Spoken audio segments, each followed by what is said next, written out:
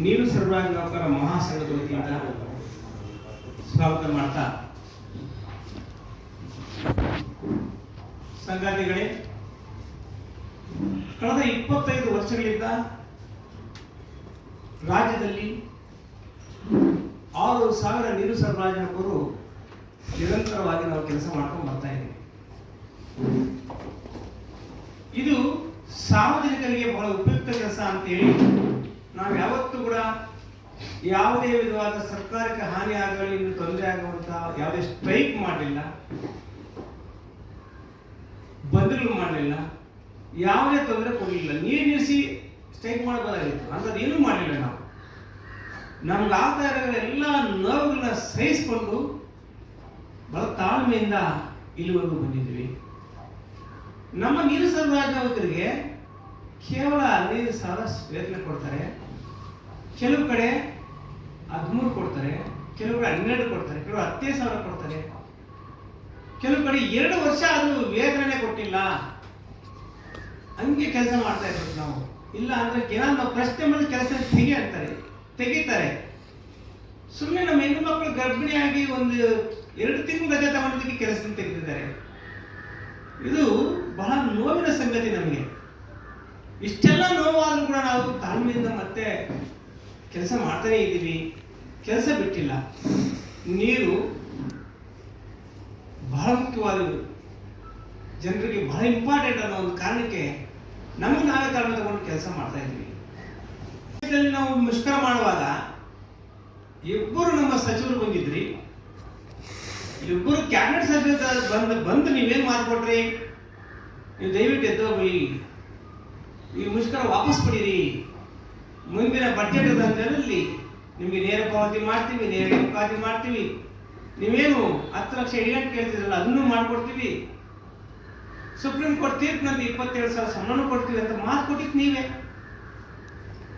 ಭರವಸೆ ಕೊಟ್ಟಿದ್ದೀರಿ. ಆ ಭರವಸೆಯಂತೆ ಈಗ 6ನೇ ತಾರೀಕು ಬಡ್ಜೆಟ್ ಇದೆ. 6ನೇ ತಾರೀಕು ಬಡ್ಜೆಟ್ ಅಲ್ಲಿ 6,000 ನೀರು ಸರಬರಾಜು ನೌಕರರ ಬೇಡಿಕೆ ಈಡೇರಿಸಬೇಕು. ಅದು ನಮಗೆ ಸರ್ಕಾರ ನಮ್ಗೆ ಕೊಟ್ಟ ಮಾತನ್ನ ಉಳಿಸ್ಕೋಬೇಕು. ಅದನ್ನು ನಾವು ಡಿಮ್ಯಾಂಡ್ ಮಾಡ್ತಾ ಇದ್ದೀವಿ. ಮಾನ್ಯ ಮುಖ್ಯಮಂತ್ರಿ ಸಿದ್ದರಾಮಯ್ಯ ಸಾಹೇಬ್ರೆ, ನೀವು ಬಡವರ ಮುಖ್ಯಮಂತ್ರಿ, ಅಹಿಂದ ಮುಖ್ಯಮಂತ್ರಿ, ಹಿಂದುಳಿದ ವರ್ಗ ಮುಖ್ಯಮಂತ್ರಿ ಅಂತ ನೀವೇ ಬಿಂಬಿಸ್ಕೊಂತ ಇದ್ದೀರಿ.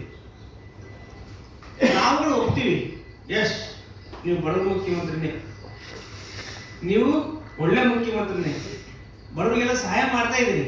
ಆದರೆ ಈ 6,000 ನೀರು ಸರಬರಾಜು ನೌಕರರು SLC PUC ಡಿಗ್ರಿಗಳು ಮಾಡಿಕೊಂಡು ಇದು ಗೌರ್ಮೆಂಟ್ ಕೆಲಸ ಅಂತ ಸೇರ್ಕೊಂಡ ಮೇಲೆ ನಮಗೆ ನರಕ ಯಾತನೆ ಆಗಿದೆ. ಕಾಂಟ್ರಾಕ್ಟ್ ಬೇಸಿಸ್, ಗುತ್ತಿಗೆ ಪದ್ಧತಿ. ಈ ಗುತ್ತಿಗೆ ಪದ್ಧತಿಯಲ್ಲಿ ನಮ್ಮನ್ನ ಗುತ್ತಿಗೆ ಕೆಲಸ ಮಾಡ್ತಾ ಇರೋರು ಅವಾಚ್ಯ ಶಬ್ದಗಳನ್ನ ಬೀಳ್ತಾ ಇರ್ತಾರೆ. ಅವ್ರಿಗೆ ಇಷ್ಟ ಇಲ್ಲ ಅಂದ್ರೆ ಅವ್ರ ಮನೆ ಕೆಲಸ ಮಾಡಿಲ್ಲ ಅಂದ್ರೆ ಇನ್ನೊಂದು ಕೆಲಸ ಮಾಡಿ ಅಂದ್ರೆ ತೆಗಿತಾರೆ. ಇವೆಲ್ಲ ನೋವುಗಳು ನಮ್ಗೆ ಆಗ್ತಾ ಇದಾವೆ. ಇದೆಲ್ಲ ಯಾಕೆ ಆಗ್ತಾ ಇದೆ? ನಮಗಿರೋ ಬಡತನ, ನಮಗಿರೋ ಬಡತನನ ಆ ಏಜೆನ್ಸಿ ಅವರು ದುರುಪಯೋಗ ಮಾಡಿಸ್ಕೊಳ್ತಾ ಇದ್ದಾರೆ.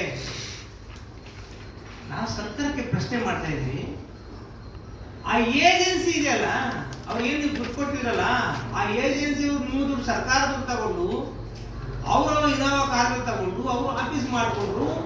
ಆ ಉಳಿದಿರೋ ದುಡ್ಡು ಅವರೆಲ್ಲ ಮಜಾ ಮಾಡಿ ಉಳಿದಿರೋ ದುಡ್ಡು ನಮಗೆ ವೇತನ ಕೊಡ್ತಾ ಇದ್ದಾರೆ.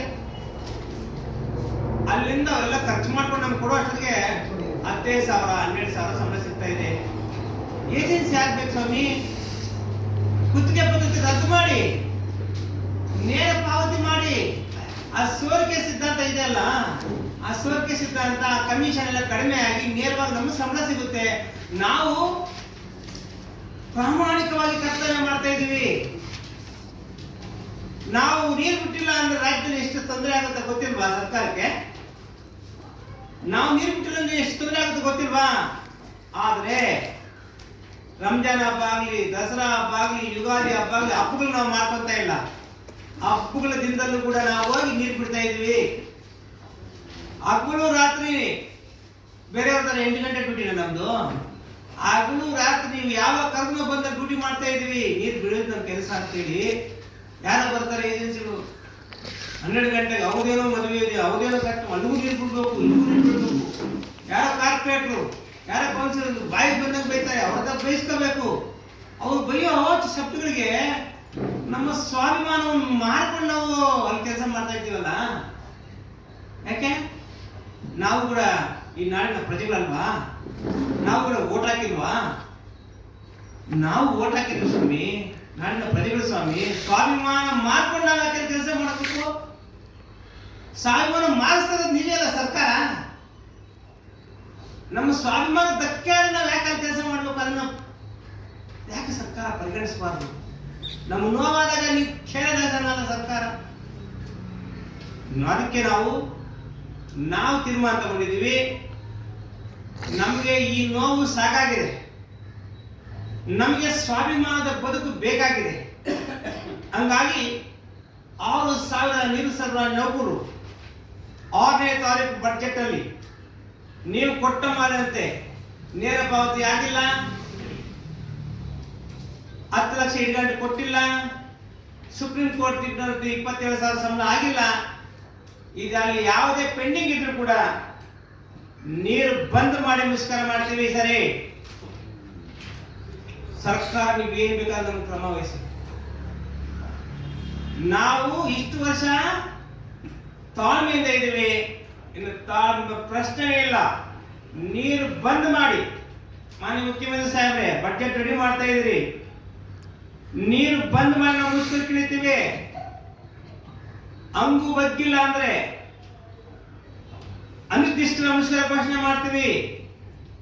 ಅಂಗು ನೀವೇನೋ ನಮ್ಗೆ ನ್ಯಾಯ ಕೊಡಿಸಿಲ್ಲ ಅಂದ್ರೆ ಆಮರಣಾಂತರ ಉಪವಾಸ ಸತ್ಯಾಗ್ರಹ ಮಾಡಿ ಜೀವಾಗ್ಲೂ ಬಿಡ್ತೀವಿ ಹೊತ್ತು ನಮ್ಮ ಹಕ್ಕು ನಮಗೆ ಸಿಕ್ಕಿಲ್ಲ ಅಂದ್ರೆ ಎದ್ದೊಳ ಪ್ರಶ್ನೆ ಇಲ್ಲ ಈ ಸಾರಿ. ಇದು ಸರ್ಕಾರಕ್ಕೆ ಎಚ್ಚರಿಕೆ.